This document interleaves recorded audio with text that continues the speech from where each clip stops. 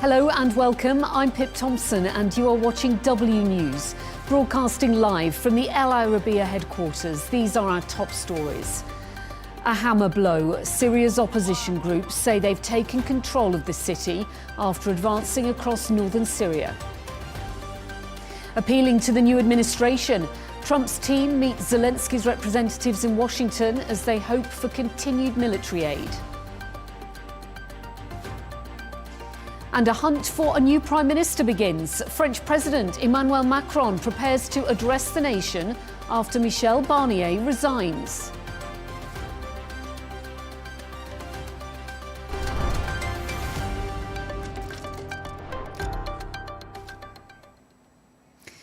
Our top story, Syrian opposition forces say they've ousted the Syrian army in Hama as they continue to take control of the region. Hama has been controlled by the Syrian government since 2011, and the news will come as a blow to President Bashar al-Assad, as well as his Russian and Iranian allies. All eyes are now on Homs, where opposition forces are expected to target next. We can now speak to Firas Maksad, a senior fellow at the Middle East Institute. Firas, thank you very much for joining me on W News. Opposition armed groups now control Hama. How significant is this gain for the opposition? And what does this mean now for President Assad? Philippa, it's game-changing, is a simple way to put it. It's one thing to take Aleppo. Aleppo is significant in and of its own. It's Syria's second largest city. But Hama is not only Syria's fourth largest city, it sits there smack in the middle of strategic crossroads that link the capital Damascus to the coastal area, which is really the heartland of the regime where its support base is. It also it brings the rebel forces that much closer to the Lebanese frontiers, particularly if they decide to go after Homs after that. And this then opens up the crucial questions of whether Hezbollah's supply lines, Iran's supply lines and corridor into Lebanon are also at risk here. And then the answer to that question will then open up the possibilities of dragging in other pro-Iranian militias, Hezbollah and particularly in Lebanon, in an attempt to salvage what's left of the Syrian regime. So Hama, the fall of Hama and what might follow, given that Hama and Homs are usually referred to as the twin cities of central Syria, that is a strategic shakeup for Syria and the future of the regime. While I'm talking to you, I just want to show our viewers a map so they can get an overview of these cities, and the fact that we were talking about the city of Homs is next. Now, the Syrian Observatory for Human Rights has said that if Hama falls, it means the beginning of the fall of Assad's government. Do you concur with that?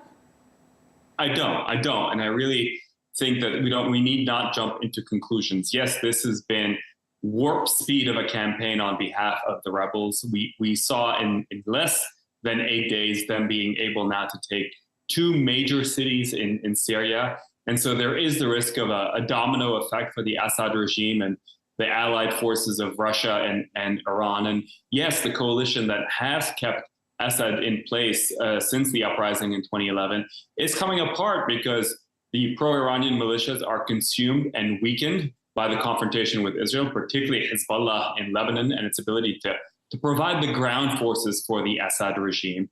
And Russia has the ability to provide the air force, which was crucial, again, in turning the tide of the war in previous years, is consumed by Ukraine. So I get that analysis that jumps into the fate of the regime and Damascus. But I do think that Damascus and the fate of Damascus is entirely different ballgames. Not only is it Iran and Russia that do not want to see Assad fall in Damascus, I do think that there are many in Washington, D.C. and in Ankara that, and not to speak of Israel too, that would have a moment of pause, wondering whether that kind of catastrophic success, as I've heard it in Washington be called before, is something that they want to see, particularly given that many of these rebels have an Islamist tint to them.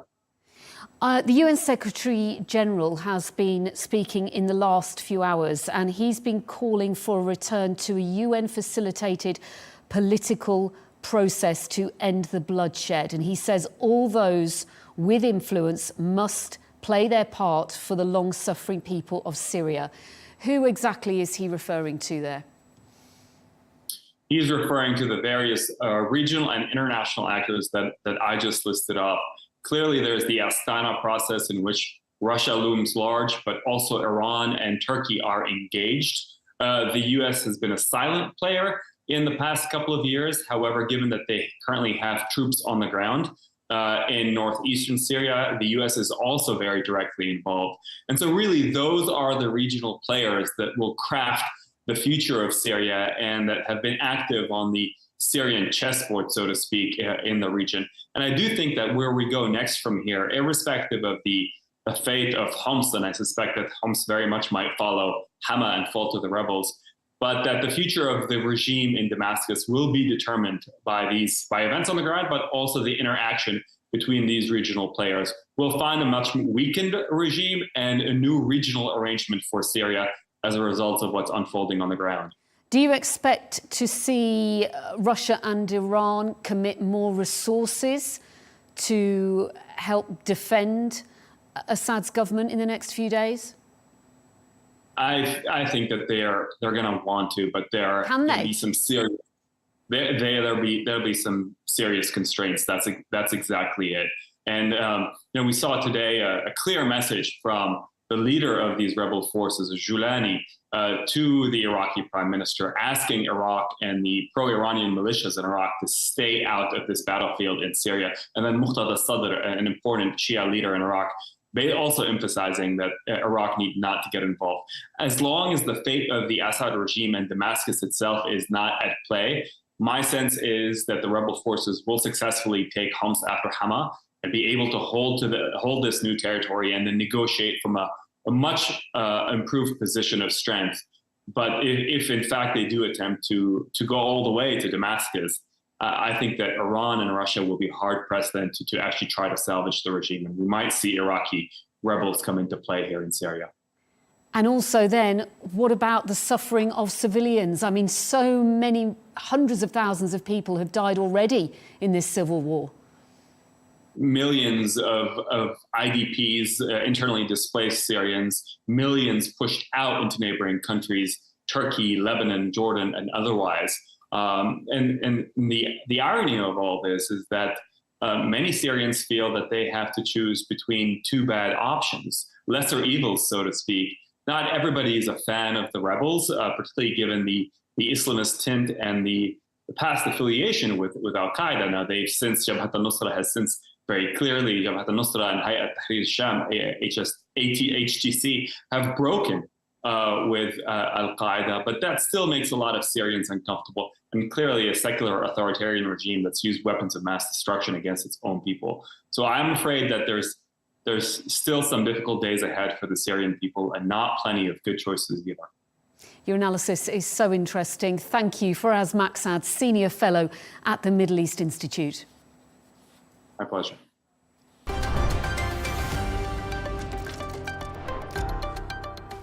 It's still more than 6 weeks until US President-elect Donald Trump returns to the White House.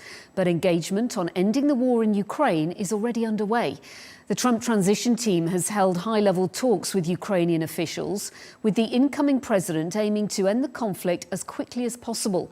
Nick Harper reports from Washington. The war in Ukraine will enter the 4th year of fighting, just over a month after Donald Trump returns to the White House. He, however, intends to end the conflict before the war reaches that milestone. Before I even arrive at the Oval Office, I will have the disastrous war between Russia and Ukraine settled. Trump's incoming Russia-Ukraine envoy, Keith Kellogg, met Ukrainian officials in Washington on Wednesday as they try to find common ground over a possible peace deal. Vice President-elect J.D. Vance reportedly joined the talks. Outgoing President Joe Biden has spent much of his tenure helping Ukraine's president with billions of dollars of military assistance. But aid is expected to dry up under America's next president. Trump has been clear he wants to end the conflict. What's unclear is on what terms. His top team have put forward proposals, but they include ideas that may go beyond what Ukraine is willing to accept. Plans include Kiev ceding territory to Russia, security guarantees for Ukraine from Washington, or a heavily fortified demilitarised zone at the existing front lines. Ultimately, the Trump team wants to take NATO membership for Ukraine off the table, the very thing Ukraine's President Volodymyr Zelensky has been pushing for. And the plan is already facing pushback from key NATO members. I think it's absolutely the case that Ukraine's rightful place is within the NATO family, and we in the United Kingdom are very, very supportive of that endeavour. NATO is now urging countries to do more to not just prop up Ukraine, but propel it into a stronger position on the battlefield. The looming Trump presidency giving new momentum to the alliance's efforts. We must do more than just keep Ukraine in the fight. We must provide enough support to change the trajectory of this conflict once and for all. But that conflict may have a shelf life that doesn't stretch much beyond Donald Trump's inauguration on January the 20th. Nick Harper, Al Arabiya News, Washington.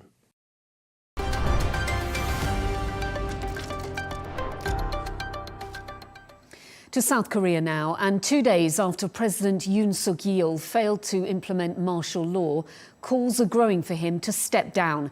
Tens of thousands of protesters held a vigil in Seoul on Thursday evening, even as the opposition pushes to hold an impeachment vote this weekend.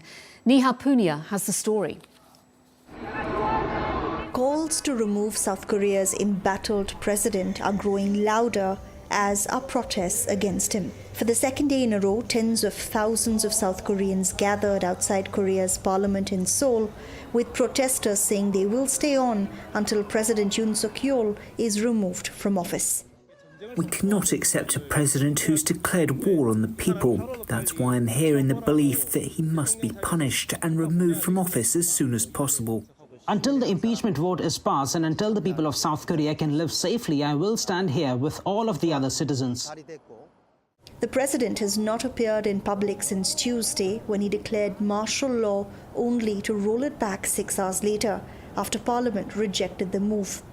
Yoon cited threats from North Korea, but his critics have said the deeply unpopular president was acting in his own interests.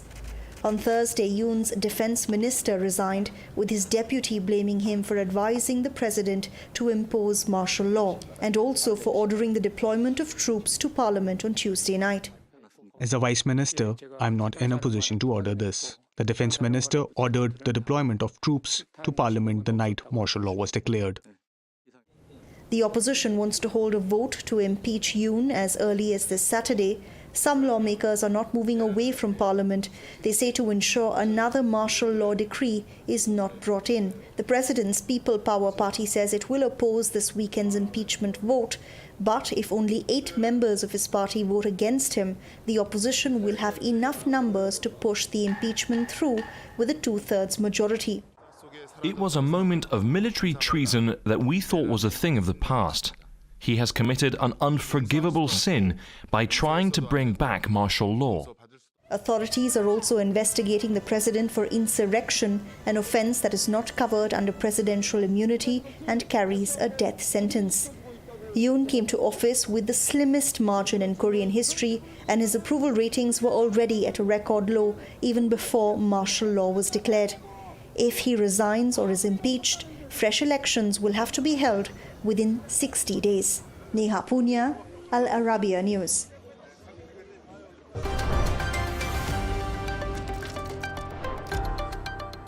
To Paris now, and history was made last night as far-right and leftish lawmakers voted no confidence in their Prime Minister Michel Barnier, toppling his minority government and forcing him to resign.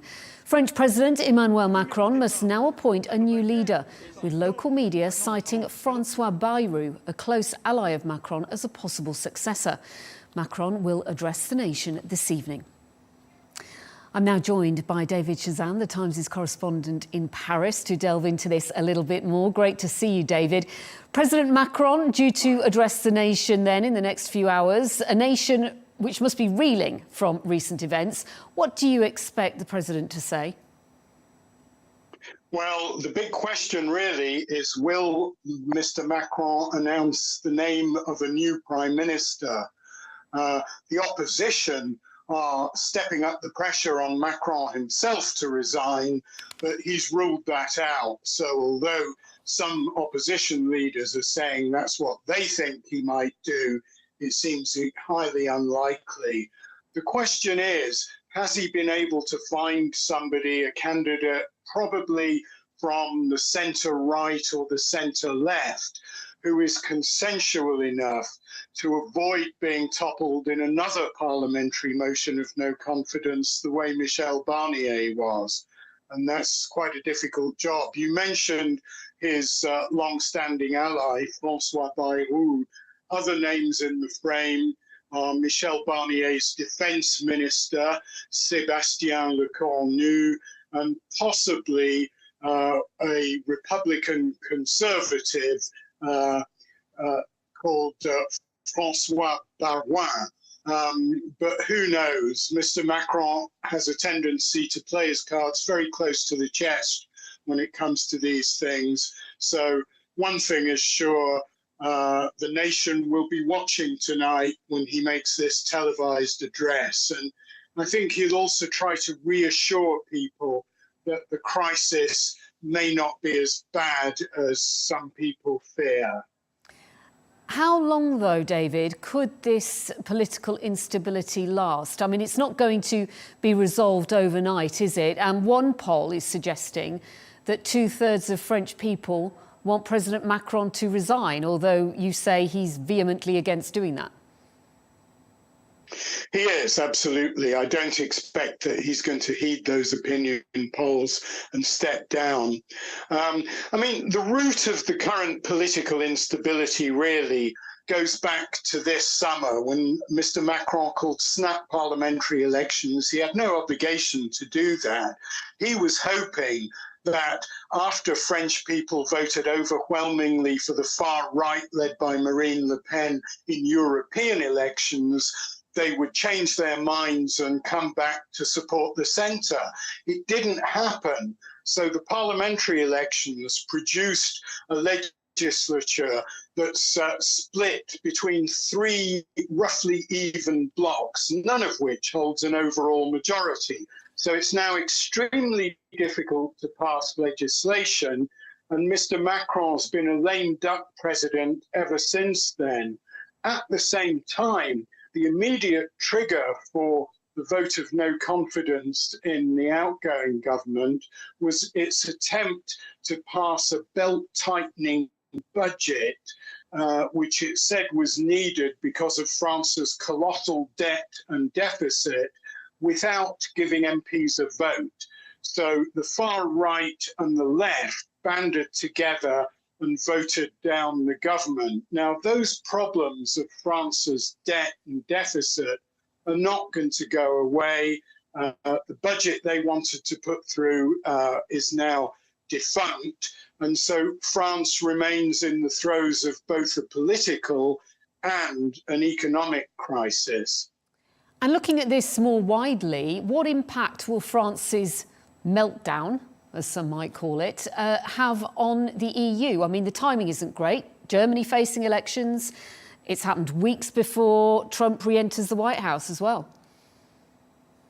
This severely weakens the EU. The turmoil in France has repercussions all across Europe and probably beyond, because Germany and France have traditionally been the two motors of the EU.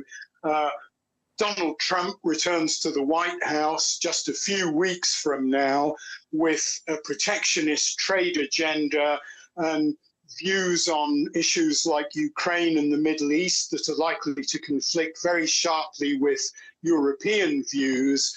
And so this is a time when the European Union really ought to be closing ranks and working out how to put up a united front if Donald Trump decides to open a trade war with the EU. But they're not really in a position to do it, both because of this instability in France and, as you say, because Germany's just focused on its own election campaign. David Chazan, Paris correspondent for The Times, thanks so much for talking to me.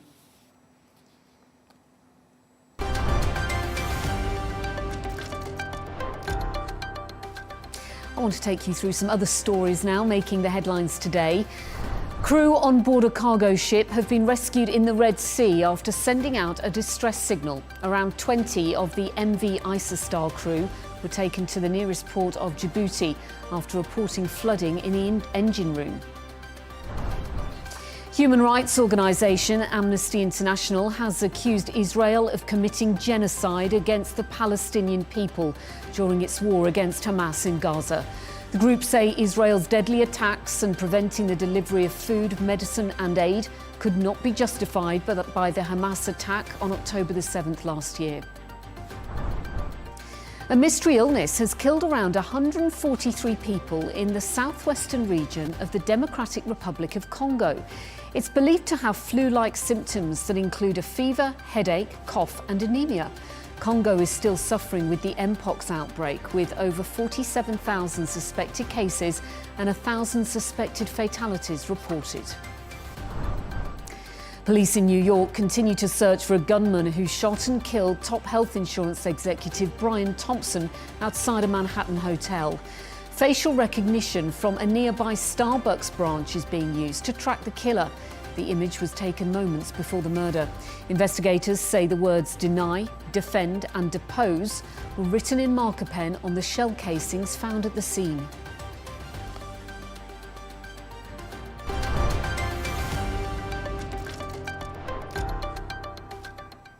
Meta has become the latest big tech firm to announce plans to invest in nuclear power.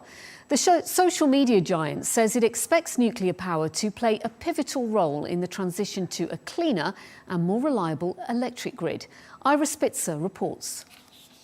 Another U.S. big tech giant is looking to go nuclear to power its artificial intelligence demands. Meta has just announced it is seeking proposals for nuclear energy partnerships, following similar moves from Google, Amazon, and Microsoft. So nuclear plays an important role in meeting power demand growth, but also providing stable electricity supply. AI data centers have quickly become major consumers of electricity. AI power demand is a very important aspect of power demand growth. So right now, globally, AI power demand is around 4% of power demand, depending on the market. Brown expects that figure to double to 8% by 2050. It's not just that tech firms need more power, they also need carbon-free power to try and hit their sustainability targets. Nuclear energy checks that box as well, and the industry's move towards smaller reactors has helped bring investment costs down. But concerns remain about nuclear's track record of safety incidents, like the partial meltdown at the U.S. 3 Mile Island plant in 1979, and the issue of hazardous waste. There is no permanent way to isolate radioactive waste from the environment. But proponents say those concerns can be managed, and for now, nuclear energy appears to have bipartisan support in the U.S. It plays a big role in the Biden administration's clean energy strategy and in President-elect Donald Trump's plans to bolster American energy independence. And we will also embrace nuclear, clean coal, hydropower, which is fantastic, and every other form of affordable energy to get it done. Advanced nuclear reactors provide safe, around... Nuclear power currently provides close to 20% of U.S. electricity. With a boost from big tech, that's a number that could rise significantly. Ira Spitzer, Al Arabiya News, San Francisco.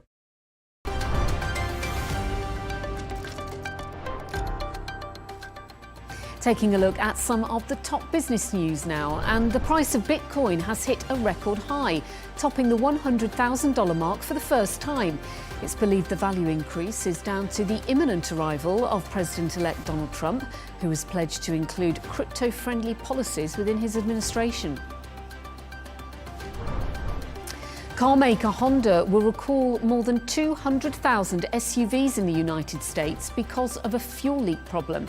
The National Highway Traffic Safety Administration says it includes some Passport and Pilot models from 2023 to 2025.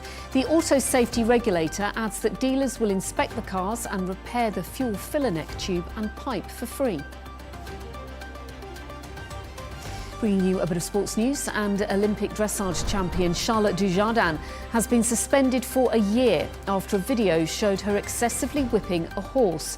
It means she will be banned from taking part in all competitions run by the Federation for Equestrian Sports.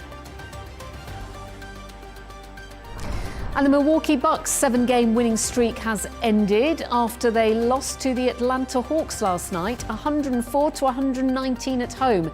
They'll play NBA champions, the Boston Celtics, on Saturday.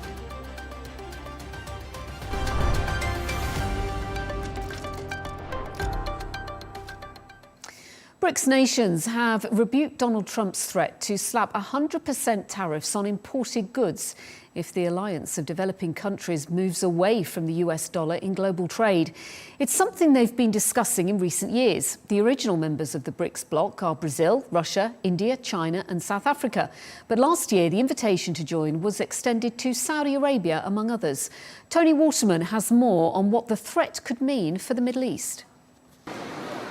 China was among the first to respond, scolding the U.S. for trying to disrupt the international order, saying the Brics alliance aims for openness, not confrontation. While Russia warned the strategy could backfire, instead accelerating a move away from the greenback as the global reserve currency. It's not just the Brics members. More and more countries are beginning to switch to the use of national currencies in their trade and foreign economic activities. If the United States uses force, it will probably further strengthen the tendencies to use national currencies. While the U.S. dollar still dominates international trade, it's ceded ground as the foreign exchange reserve currency of choice. And economies from the Middle East to Asia to Africa have signaled an intention to further diversify. I think it's dissatisfaction with stances by the U.S. in just markets overall, trade markets overall, and they're tired of the homogeny of just the U.S. currency being the only place to go, which gives the U.S. a lot of power, both at home and abroad. Just last year, Saudi Arabia said it was open to the idea of trading in currencies other than the USD. Riyadh also recently joined a China-led cross-border digital currency trial, a potential step towards the further de-dollarization of the oil trade, even if it's only at the margins. It's going to be minimal in terms of the total percentage of what they trade, because a lot of countries still use dollars. You know, what it does is it opens the transition period. But some experts warn that Trump's threats could expand to include non-Brics nations who are also mulling a pullback from the greenback. You could see it expanding. I mean, people will, if they think Trump's tariffs are symptomatic of what's going to happen in the future. One thing most agree on, though, is that in the near future, the dollar will remain king, even as countries plot to move away from it. Tony Waterman, Al Arabiya News, Austin, Texas.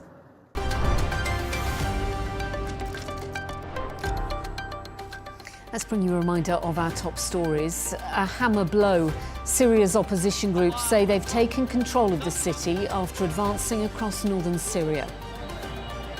Appealing to the new administration, Trump's team meets Zelensky's representatives in Washington as they hope for continued military aid.